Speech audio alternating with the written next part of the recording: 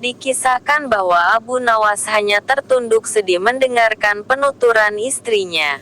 Tadi pagi beberapa pekerja kerajaan atas perintah langsung Baginda Raja melakukan pembongkaran rumah dan terus menggali tanpa bisa dicegah. Kata mereka tadi malam Baginda bermimpi bahwa di bawah rumah Abu Nawas terpendam emas dan permata yang tak ternilai harganya. Tetapi setelah mereka terus menggali ternyata emas dan permata itu tidak ditemukan. Dan Baginda juga tidak meminta maaf kepada Abu Nawas. Apalagi mengganti kerugian. Inilah yang membuat Abu Nawas memendam dendam. Lama Abu Nawas memeras otak.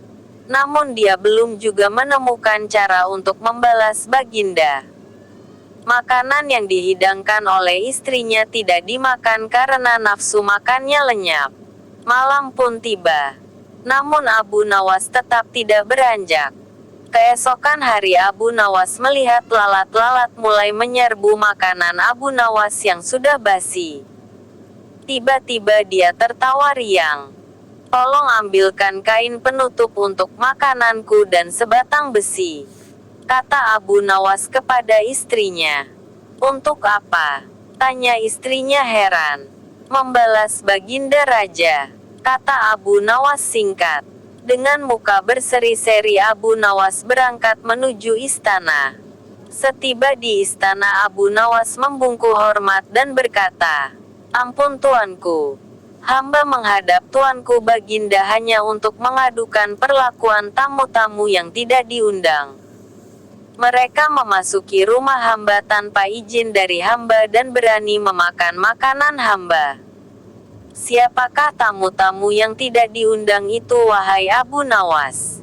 Sergap Baginda kasar. "Lalat-lalat ini, tuanku," kata Abu Nawas sambil membuka penutup piringnya. "Kepada siapa lagi kalau bukan kepada Baginda junjungan hamba?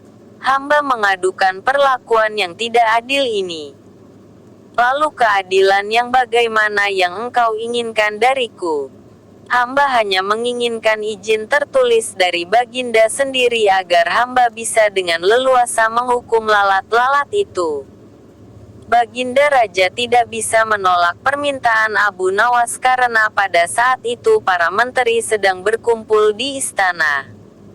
Maka dengan terpaksa Baginda membuat surat izin yang isinya memperkenankan Abu Nawas memukul lalat-lalat itu dimanapun mereka hinggap. Tanpa menunggu perintah Abu Nawas mulai mengusir lalat-lalat di piringnya hingga mereka terbang dan hinggap di sana-sini. Dengan tongkat besi yang sudah sejak tadi dibawanya dari rumah, Abu Nawas mulai mengejar dan memukuli lalat-lalat itu. Ada yang hinggap di kaca. Abu Nawas dengan leluasa memukul kaca itu hingga hancur. Kemudian vas bunga yang indah. Kemudian giliran patung hias sehingga sebagian dari istana dan perabotannya remuk diterjang tongkat besi Abu Nawas. Bahkan Abu Nawas tidak merasa malu memukul lalat yang kebetulan hinggap di tempayan Baginda Raja. Baginda Raja tidak bisa berbuat apa-apa kecuali menyadari kekeliruan yang telah dilakukan terhadap Abu Nawas dan keluarganya. Dan setelah merasa puas, Abu Nawas mohon diri. Barang-barang kesayangan Baginda banyak yang hancur. Bukan hanya itu saja, Baginda juga menanggung rasa malu. Kini ia sadar betapa kelirunya berbuat semena-mena kepada Abu Nawas. Abu Nawas yang nampak lucu dan sering menyenangkan orang itu ternyata bisa berubah menjadi garang dan ganas serta mampu membalas dendam terhadap orang yang mengusiknya. Abu Nawas pulang dengan perasaan lega. Istrinya pasti sedang menunggu di rumah untuk mendengarkan cerita apa yang dibawa dari istana.